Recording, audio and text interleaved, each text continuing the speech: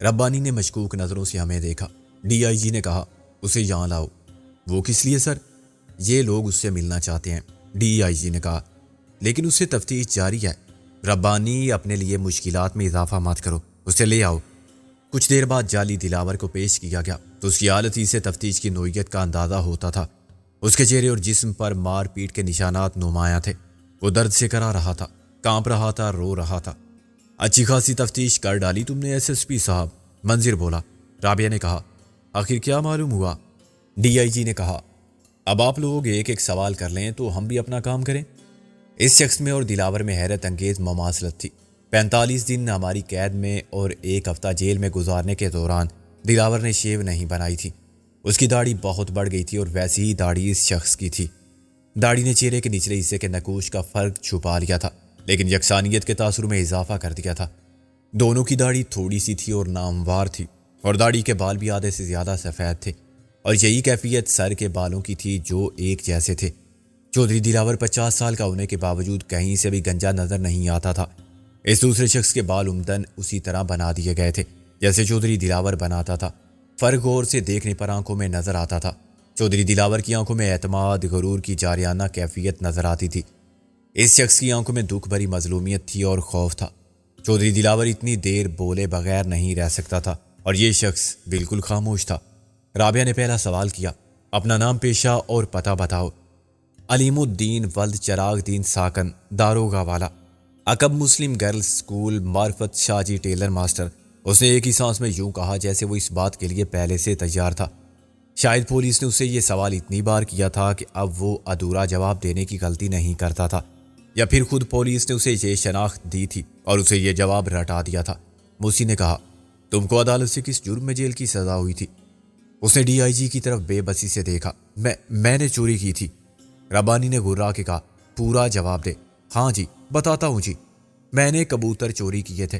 وہ خلا میں دیکھتے ہوئے کچھ یاد کرنے کی کوشش کرتا رہا۔ اور جوتے چرائے تھے مسجد سے، اور ہاں جی ایک ریڈیو، ٹھیک ہے نا جی؟ ربانی نے اس کی گدی پر جامپڑ مارا۔ مجھ سے کیوں پوچھتے کتے؟ منظر نے کہا، ربانی صاحب، اگر آپ کے ہاتھوں میں کھجلی ہو رہی ہے تفتیش کی، تو آپ اندر جا کے حوالات میں اس تکلیف کا علاج کر لیں، ورنہ مجھے ڈر ہے کہ میرے کسی سوال پر زیادہ گرمی آ گئی تو آپ مجھے ہاتھ مار دیں گے۔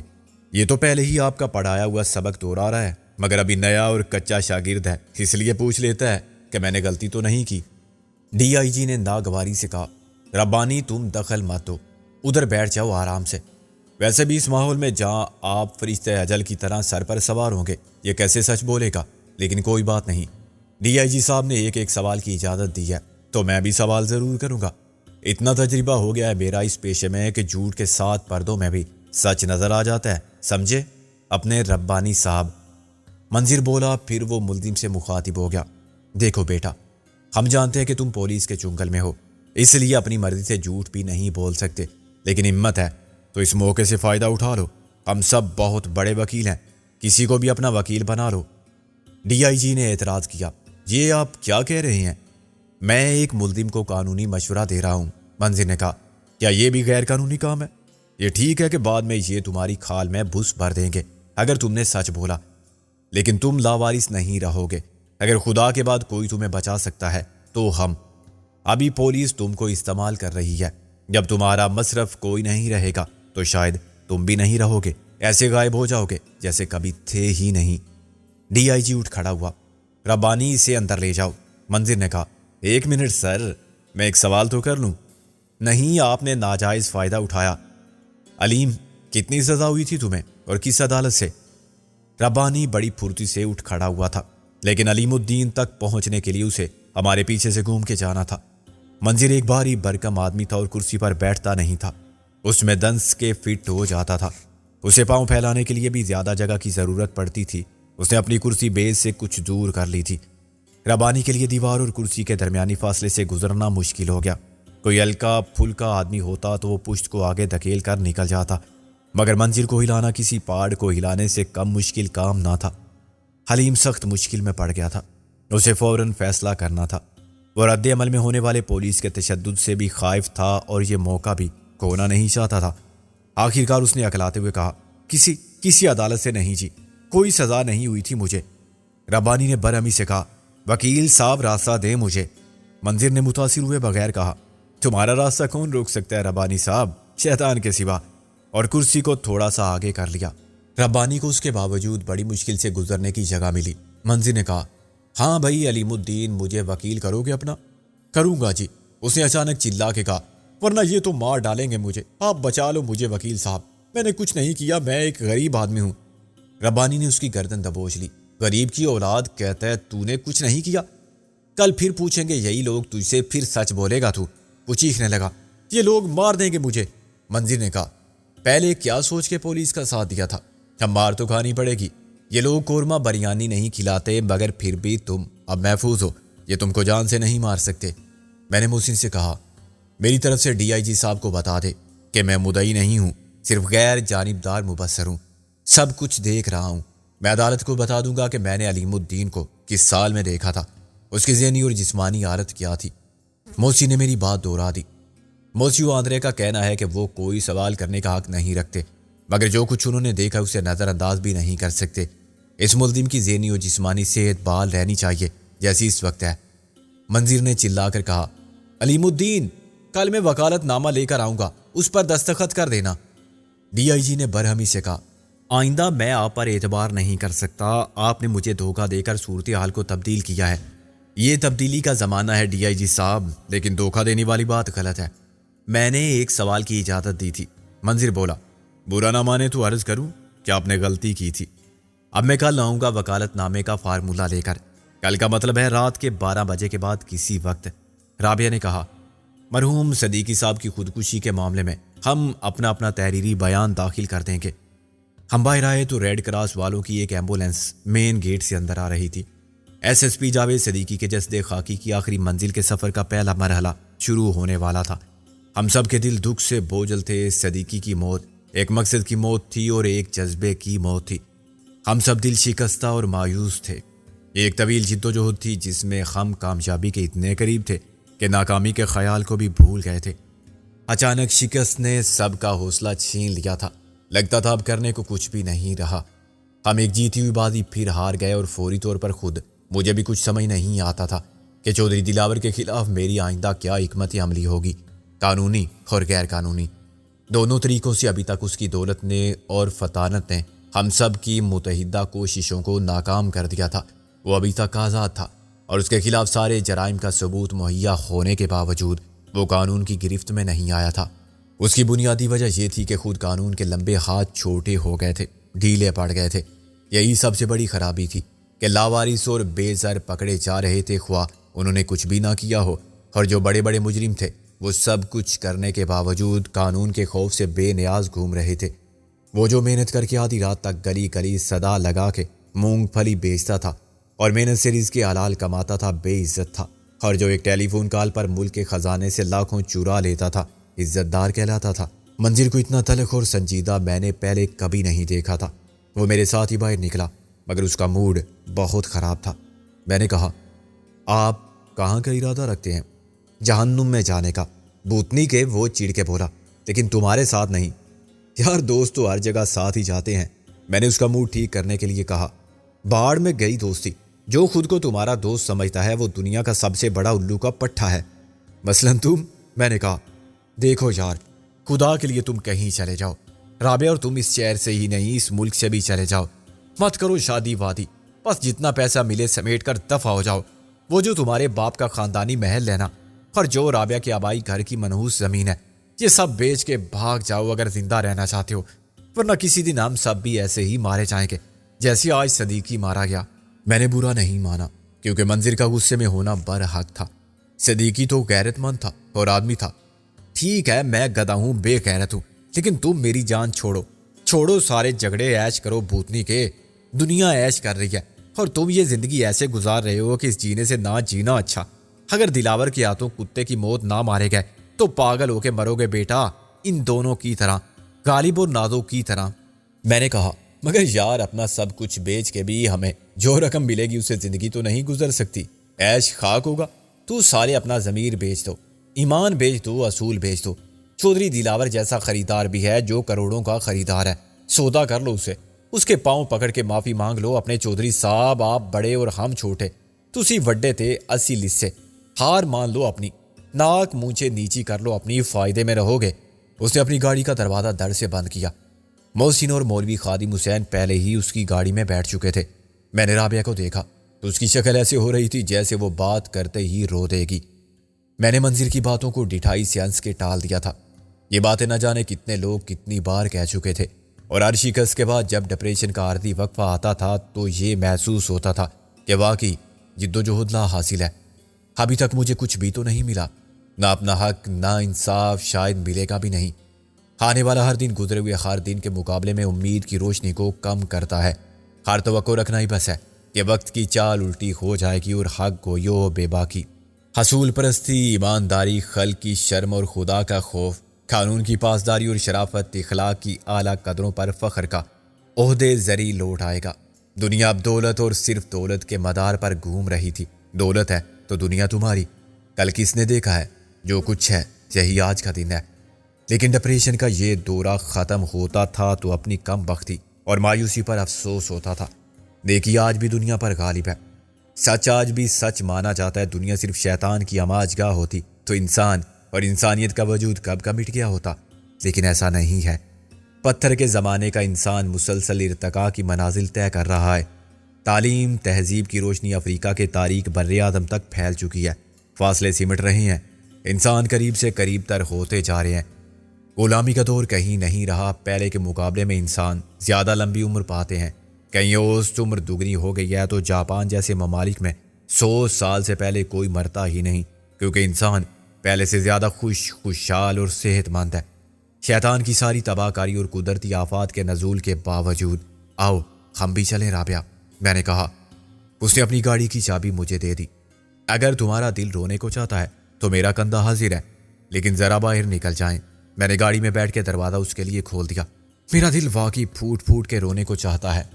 میں نے کہا ٹھیک ہے بھائی، رو لو، زیادہ سے زیادہ دیکھنے والے یہی سمجھیں گے نا کہ میرے سسر کا انتقال ہو گیا ہے شاید، اور مرحوم نے لاکھوں کروڑوں کی جائیداد میں سے تمہیں پھوٹی کوڑی نہیں تھی، سب اپنی نو بیاتا، نو خیز اور نو عمر چوتھی منکوہا کو دے دیے ہیں۔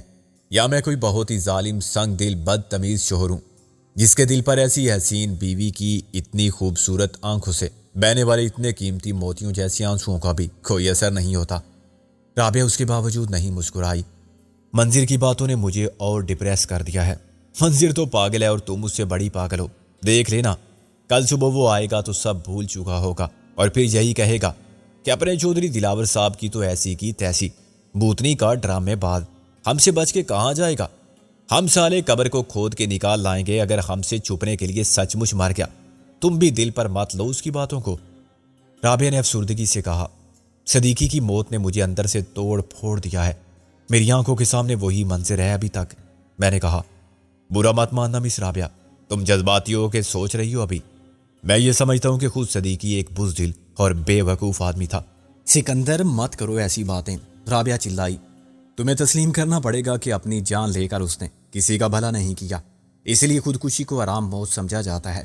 وہ چودھری دلاور کا مقابلہ کرتے ہوئے مارا جاتا تو میں اسے شہید سمجھتا، مگر جو شخص بدنامی کے خیال سے ڈر جائے، جس میں شکست کو تسلیم کرنے کا حوصلہ نہ ہو، جو زندگی میں صرف فتح اور کامیابی مانگتا ہو، جسے احساس نہ ہو کہ اس کے مرنے کے بعد بیوی بچوں کا کیا ہوگا، ان سب پر کیا بیتے گی جو اس پر انحصار کرتے تھے، جو اتنا یاسید زدہ ہو کہ اسے آنے والے کل کی اچھائی پر بھروسہ ہی نہ ہو، اسے اور کیا کہا جائے گا؟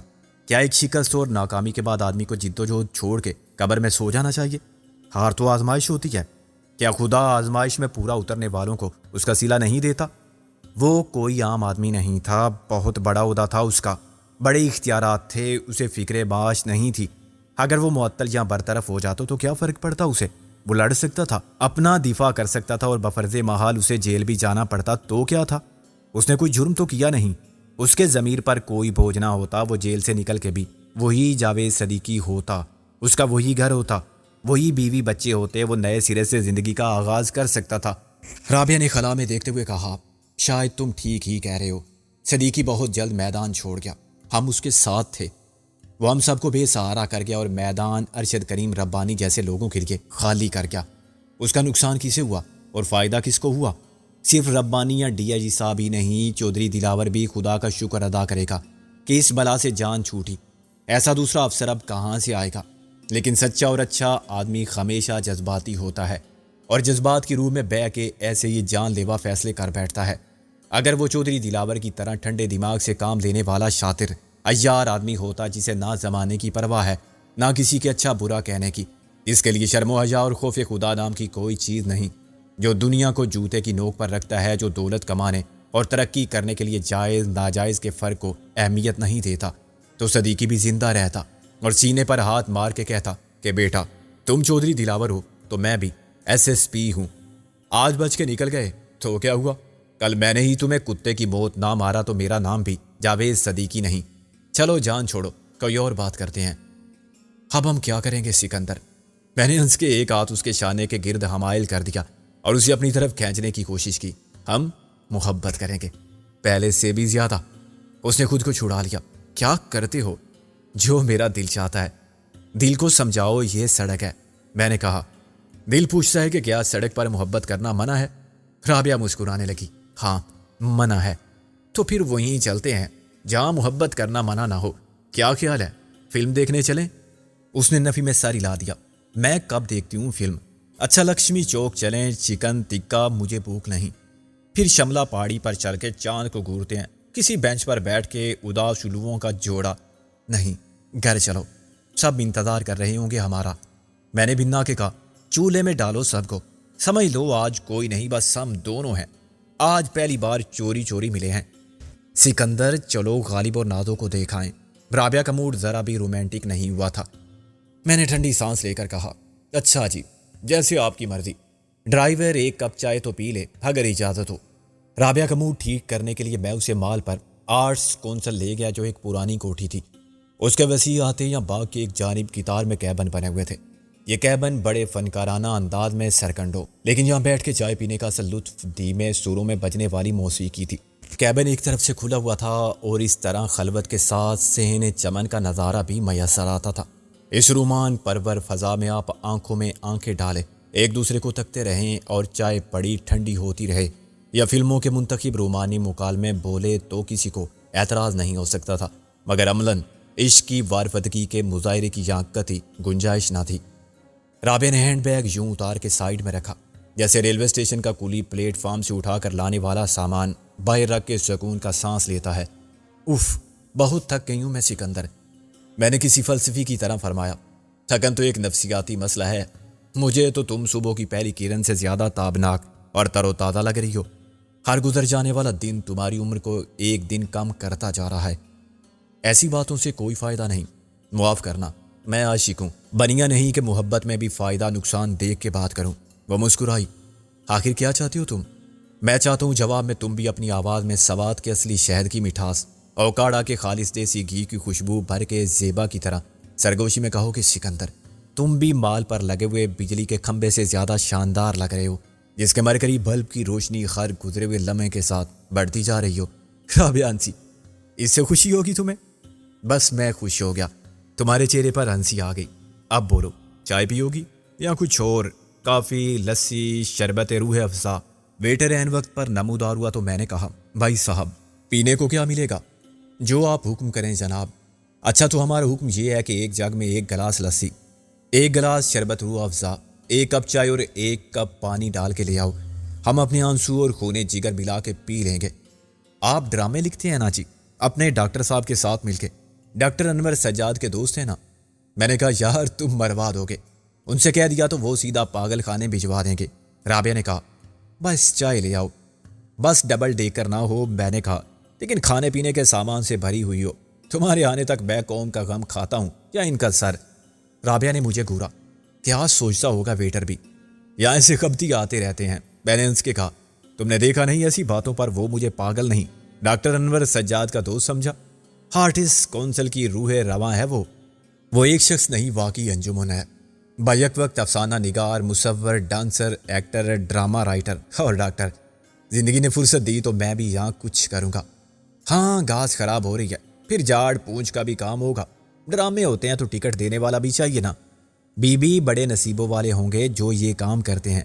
سارے لاہور کے منتخب لوگ آتے ہیں یہاں جو ہمارا قومی سرمایہ افتخار ہیں، ان کو قریب سے دیکھ لینا۔ ان سے ہاتھ ملا لینا یا بات کر لینا بھی کم عزت کی بات نہیں۔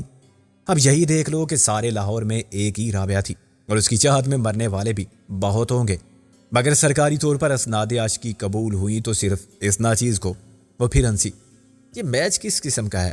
میں نے سر پکڑ کے کہا، ایک افریقی ساز ہوتا ہے، ایک طرف سے بجا لاؤ تو نالہ بلبل کی صدا سنائی دیتی ہے، دوسری طرف سے فغان درویش جنگل میں ہتھیار کے طور پر استعمال ہوتا ہے اور گھر میں فالودہ کھانے کے لیے۔ جب ہم چائے پی کر نکلے تو رابعہ کا موڈ بہت اچھا ہو گیا تھا۔ اس پر شام کے واقعات کا ڈپریشن باقی نہیں رہا تھا۔ مایوسی اور دکھ کے جذبات سے میرا دل بھی بوجھل تھا، مگر رابعہ کو اداس دیکھ کے میں نے زبردستی مزاج میں شگفتگی پیدا کی۔ یہ ادب آداب کی روایات کا تقاضا تھا، مرد ہونے کی حیثیت سے میری اخلاقی ذمہ داری تھی۔ عورت رو کے دل کا بوجھ ہلکا کر لیتی ہے، آنسو پوچھنے والا بھی اسے مل جاتا ہے اور غم گسار بھی۔ مرد خاموشی سے سب کچھ برداشت کرنے پر مجبور ہوتا ہے، یہاں تک کہ میری طرح اداسی اور نا امیدی کا شکار ہونے کے باوجود زبردستی ہنسانے پر بھی۔ اگر میں روتی شکل بنا کے حوصلہ شکن باتیں شروع کر دیتا تو رابعہ آنسوؤں کے دریا بہا دیتی اور اسے سنبھالنا مشکل ہو جاتا۔ جانتے بوجھتے میں نے ان معاملات سے پہلو تہی کی، جس پر میں اظہار خیال اور صلاح مشورے کی اشد ضرورت محسوس کر رہا تھا۔ مجھے معلوم تھا کہ کچھ دیر بعد یا کل تک رابعہ بھی صدمے سے سنبھل جائے گی اور ہم سب پہلے کی طرح اس صورتحال سے نمٹنے کے لیے نئی حکمت عملی اختیار کرنے کی پوزیشن میں ہوں گے۔ ابھی تو خود منظر کا موڈ اتنا خراب تھا کہ وہ مجھے اور رابعہ کو برا بھلا کہہ کے اپنا سارا غصہ ہم پر اتار کر چلا گیا تھا، حالانکہ وہ ایسا شخص تھا جس کو غصہ آتا ہی نہیں تھا اور جو علائم و مصائب کی سخت ترین گھڑی میں بھی ہنسنا جانتا تھا۔ محسن اور مولوی خادم حسین نے اچھا ہی کیا تھا کہ اس کے ساتھ چلے گئے تھے۔ منظر نے باقی غبار ان پر چیخ چلا کے نکالا ہوگا اور پھر محسن نے بھی ان کو سمجھا بجھا کے ٹھنڈا کیا ہوگا۔ محسن نے رابعہ کی حالت کا بھی اندازہ کر لیا تھا اور مجھے موقع فراہم کیا تھا کہ میں جذباتی رفاقت کا حق ادا کرتے ہوئے اس کی دل جوئی کروں۔ گاڑی میں بیٹھنے کے بعد میں نے کہا، اب ہم کہاں جا رہے ہیں؟ نازو اور غالب کو دیکھنے۔ اور کہاں؟ میں نے کہا، ویری گڈ، یہ نمونے عجائب خانے میں دیکھے جا سکتے ہیں یا چڑیا گھر میں، یا ان کی نمائش کہیں اور ہو رہی ہے۔ وہ وہی ہیں جہاں تم مجھے دیکھنے آئے تھے، کچھ یاد ہے؟ رابعہ بولی۔ میں نے کہا، کب کی بات ہے؟ جب صدمے سے میری ایسی حالت ہو گئی تھی کہ شاید میں پاگل ہو جاتی۔ وہ تو خیر تم آج بھی ہو، لیکن تمہاری مراد اس خبتی ڈاکٹر سے تو نہیں ہے جو شاید غالب کے باپ کا دوست تھا؟ اس کی ایک بڑی نیک دل بیوی بھی تھی۔ بیویاں نیک دل ہی ہوتی ہیں، رابعہ نے کہا۔ اور شوہر؟ میں نے احتجاج کیا۔ شادی سے پہلے وہ بھی ہوتے ہیں، بڑے جانثار، خاکسار، وفا شعار، خدمت گزار، ایکٹر کہیں کے، اصلیت بعد میں ظاہر ہوتی ہے۔ میں نے کہا، بالکل ٹھیک کہا تم نے، یہ وہی بات ہے جو کسی نے رخصتی کے وقت دلہن کو روتا دیکھ کے کہی تھی۔ دولہا کو مسکراتا دیکھ کے اس کی کسی سہیلی نے کہا تھا کہ دیکھو ذرا اسے کیسا ڈھیٹ ہے، تو دولہا کے کسی دوست نے جواب دیا تھا کہ بی بی تمہاری سہیلی تو ابھی کچھ دیر میں چپ ہو جائے گی، اس بیچارے کو تو ساری عمر رونا ہے۔ تو اداکاری کا بھی یہی ہے کہ لڑکیاں شادی کے بعد ساری عمر کرتی ہیں، اپنی اصلیت بھول جاتی ہیں۔ اس سے پہلے کہ یہ بحث لڑائی میں بدل جاتی، رابعہ نے چلا کے کہا، سیدھے کہاں جا رہے ہو؟ دائیں طرف چلو، راستہ بھول گئے ہو کیا؟ میں نے جذباتی لہجے میں کہا، راستہ تو میں اسی دن بھول گیا تھا رابعہ، جس دن تمہیں پہلی بار دیکھا تھا۔ میں تو سب کچھ بھول گیا تھا تمہارے سوا۔ دیکھا، یہ ہوتی ہے ایکٹنگ۔ رابعہ ہنسی۔ بعد میں رابعہ کو بھول جاؤ گے اور سب کچھ یاد رہے گا، سوال ہی پیدا نہیں ہوتا۔ میں نے کہا، تمہیں سامنے بٹھا کے تمہارے نام کی مالا جپتا رہوں گا، سب کو چھوڑ دوں گا، سب دنیا سے رشتے توڑ دوں گا، کوئی کام نہیں کروں گا، پیسہ خدا چھپڑ پھاڑ کے دے گا، رزق آسمان سے اترے گا، ہمارے سارے کام نوکر کریں گے، ہم صرف محبت کریں گے۔